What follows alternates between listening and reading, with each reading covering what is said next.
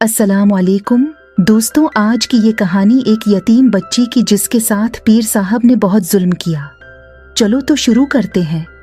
नाहिद ने अपने शवहर के इंतकाल के 1.5 साल बाद अपनी बेटी फरवा की शादी कर दी थी, मगर जब फरवा बहुत उर्सा तक औलाद को जन्म न दे सकी तो फरवा के ससुराल वालों ने बांझ होने के इल्जाम लगाना शुरू कर दिए। फरवा ने उनको समझाना चाहा कि औलाद मर्द के नसीब से होती है, औरत के नहीं। तो फरवाह का शोहर गुस्से से पागल हो गया और फरवा को ये कहकर पीटना शुरू कर दिया कि तो मुझे नामर्द कह रही है। फरवा के शोहर ने फरवा को चमड़े की बीलट की मदद से इतना पीटा कि बीलट जिस्म के जिस हिस्से पर भी लगता, जिस्म की चमड़ी बीलट के साथ ही उधड़ जाती।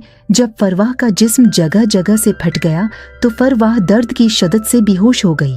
जब फरवा काफी देर तक भी होश में न आई तो फरवा के ससुराल वालों ने इसकी मौत के डर से इसे हिस्पताल पहुंचाया। अस्पताल में भी फरवा दूसरे दिन होश में आई, मगर जख्मों के दर्द की शिद्दत की वजह से फिर हालत बेहोशी में चली गई। उसके बाद डॉक्टर्स ने 1.5 हफ्ते फरवा को ज्यादा वक्त हालत गुनूदगी में रखा। 1.5 हफ्ता बाद जब फरवा के जख्म कुछ ठीक हुए तो फरवा को नाहिद अपने घर ले आई। डॉक्टर्स ने फरवा को 2 हफ्ते की दवा दी। 2 हफ्ते बाद दोबारा चेक करवाने का कहा।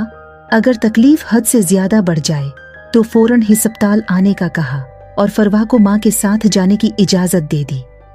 फरवा जितना अरसा हिस्पताल में दाखिल रही, सिवाय पहले दिन कि जब उसे अस्पताल पहुंचाने और उसकी मां के हवाले कराने के बाद फरवा से ससुराल वालों में से के किसी ने भी दोबारा अस्पताल आने की जहमत न की। जब घर आने के बाद दूसरे तीसरे दिन फरवा की तबीयत कुछ बेहतर हुई तो फरवा के मोहल्लेदार और नाहिद की सहेलियों में से जो भी फरवा की खैरियत जानने आता, फरवा के लिए नाहिद को किसी न किसी पैर का बता जाता कि नाहिद अपनी बेटी को वहां लेकर जाओ तो औलाद हो जाएगी। नाहिद ने औलाद लेने की खातिर और लोगों की बातों में आकर एक पैर के पास जाने का फैसला किया। जब नाहिद इस पैर के पास पहुंची तो पैर साहब ने बातों बातों में नाहिद से इसके सारे हालात मालूम कर लिए और अच्छी तरह तसल्ली कर ली कि इन औरतों के पीछे कोई भी मुहर्रम मर्द मौजूद नहीं। तो पैर साहब की शैतानी हुस जाग गई। पैर साहब ने नाहिद को बताया कि तुम्हारी बेटी पर जादू है, इसको यहाँ 2 दिन और 2 रातें अकेला चिल्ला काटना पड़ेगा तो फिर उसकी बंदिश टूटेगी। इसके बाद उसके नसीब में औलाद लिख दी जाएगी। नाहिद अपनी कम अक्ली की वजह से पैर की बातों में आ गई और घर आकर फरवा को पैर साहब के पास दुआ कर वाने के लिए चलने पर मजबूर करने लगी, मगर फरवा इनकार करती रही और इस बात पर फरवा की मां नाहिद ने नाराज होकर फरवा को बद दुआएं देना शुरू कर दी। फरवा जो पहले ही जिंदगी के सितम सहते सहते आधी मर चुकी थी, माँ की बद दुआएं सुनकर रोने लगी और माँ को प्यार से समझाने लगी कि माँ अल्लाह पाक औरत को गैर मुहर्रम मर्दों से दूर रहने और पर्दा करने के लिए कितने अहकामात देता है, और बताने लगी पैरों के पास औलाद या रिस्क वगैरह लेने की नीयत से जाना तो शिर्क है।